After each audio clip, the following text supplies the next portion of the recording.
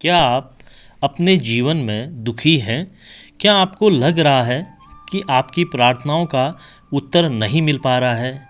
क्या आप किसी चमत्कार की प्रतीक्षा कर रहे हैं?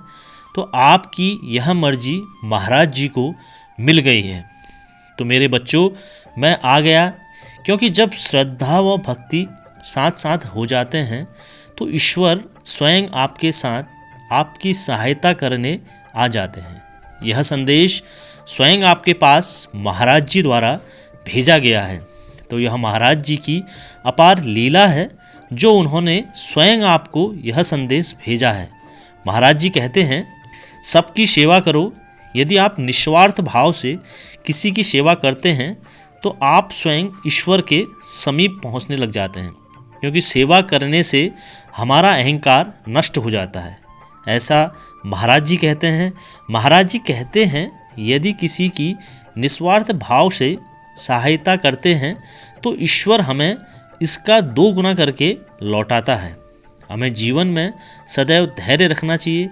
महाराज जी कहते हैं, आप जितने धैर्यवान बनते हैं उसने ही आप गुणवान और धनवान बनते हैं, उतने ही आप क्या होते हैं, गुणवान और धनवान बन जाते हैं। और महाराज जी सदैव ही नाम जप करने को कहते हैं। यदि आप सदैव राम नाम का जप करते हैं तो आपका मन शांत हो जाता है। जब हम किसी मंत्र या भगवान के नाम का जप करते हैं तो हमारा मन ऊर्जावान हो जाता है।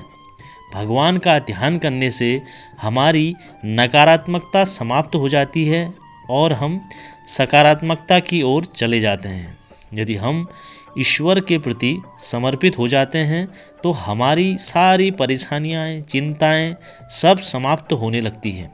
जब हम अहंकार को छोड़कर समर्पण को अपनाते हैं तो हमारे जीवन में सच्ची शांति आती है। जब हम दूसरों को क्षमा कर रहे होते हैं तब हम अपने आप को बहुत हल्का महसूस करते हैं। प्रेम से जीवन में सुख शांति आती है।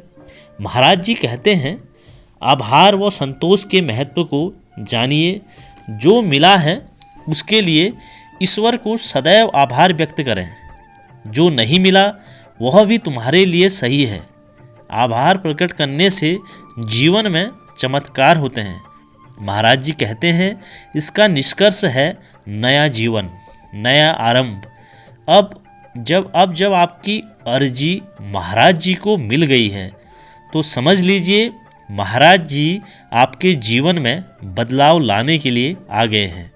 आप अपने जीवन की सकारात्मकता से भरे प्रेम करें, श्रद्धा रखें, नाम जप करें, समर्पण रखें और ईश्वर का आभार व्यक्त करें। यह स्वयं महाराज जी का संदेश है जो आपके जीवन को नई दिशा प्रदान करेगा।